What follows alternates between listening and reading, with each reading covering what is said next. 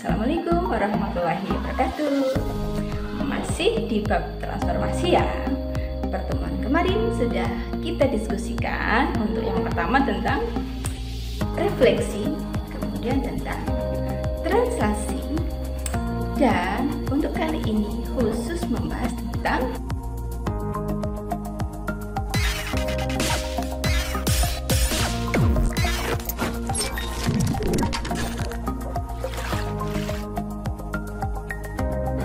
yuk kita temukan bersama.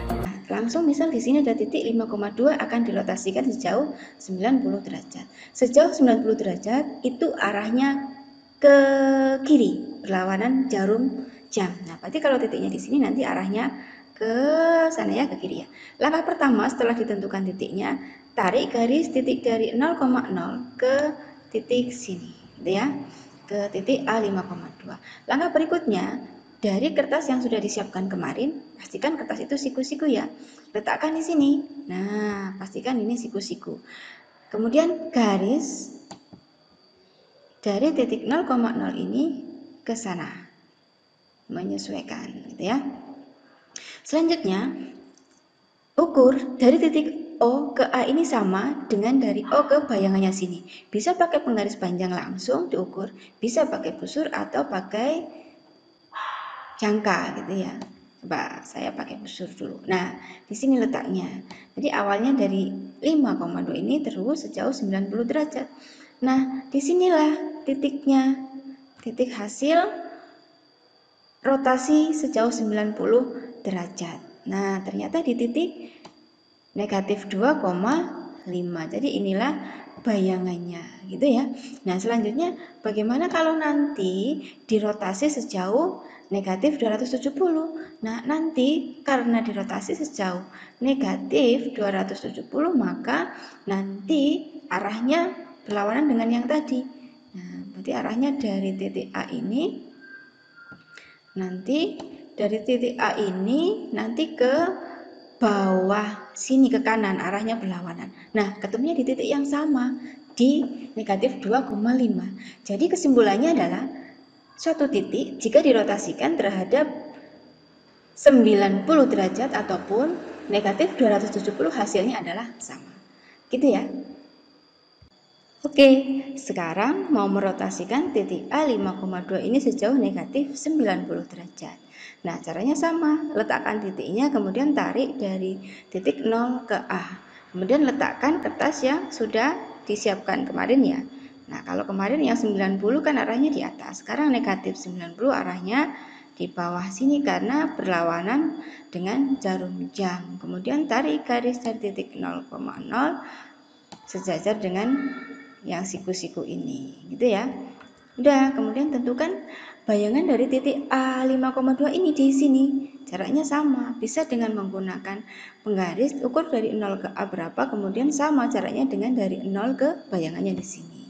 Bisa dengan menggunakan busur juga. Nah, seperti ini. Sama, ternyata ketemu di titik berapa ya ini ya? Nah, ketemu di titik 2,-5. Inilah bayangannya dari 5,2. Ini ketemu 2,-5 ya. Nah, itu setelah dirotasikan sejauh negatif 90 derajat, arahnya ke bawah sini.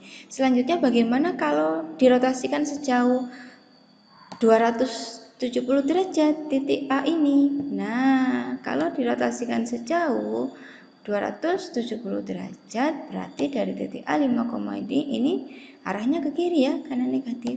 Nah, berarti ketemunya di titik yang sama juga, yaitu di A ini 2,-5 gitu ya. Jadi kesimpulannya titik dirotasikan sejauh negatif 90 derajat maupun 270 derajat, hasil bayangannya adalah sama.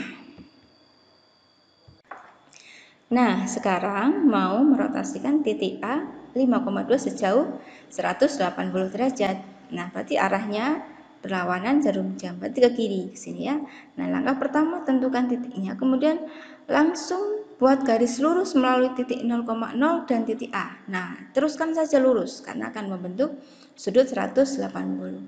Bisa langsung diukur dari 0 ke A, jaraknya sama dengan nanti 0 ke bayangannya, gitu ya. Bisa pakai penggaris panjang langsung atau langsung pakai busur seperti ini.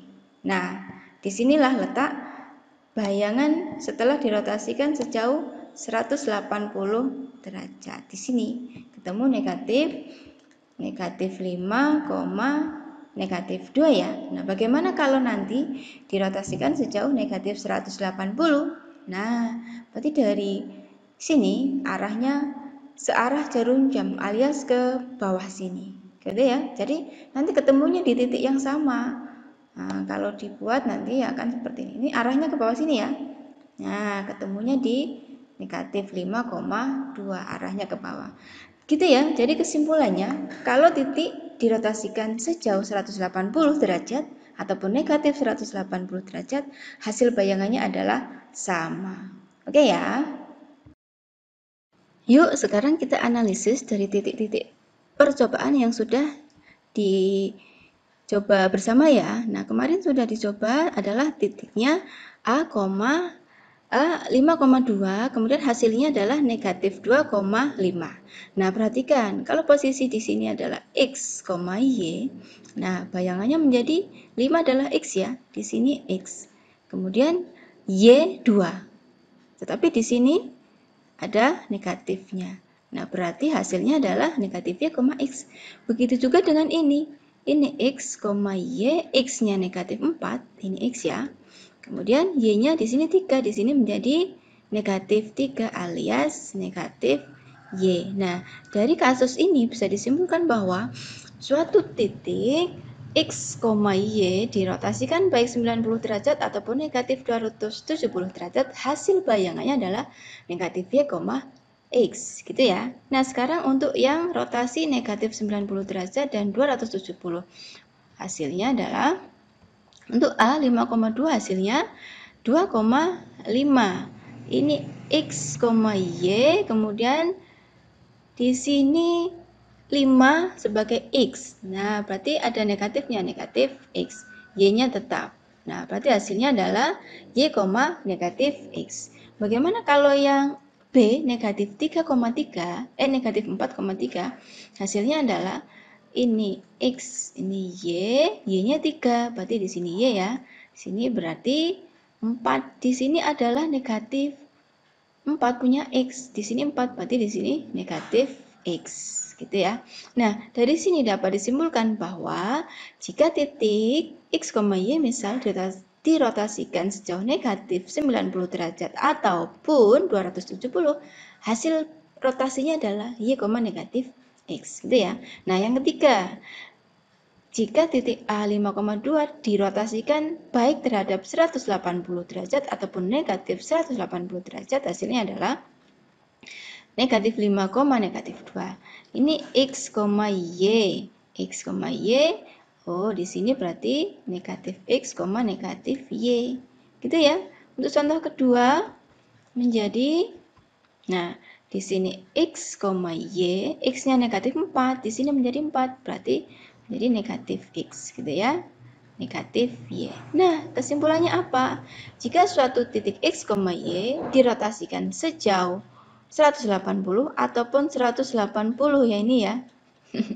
Hasil rotasinya adalah negatif X, negatif Y.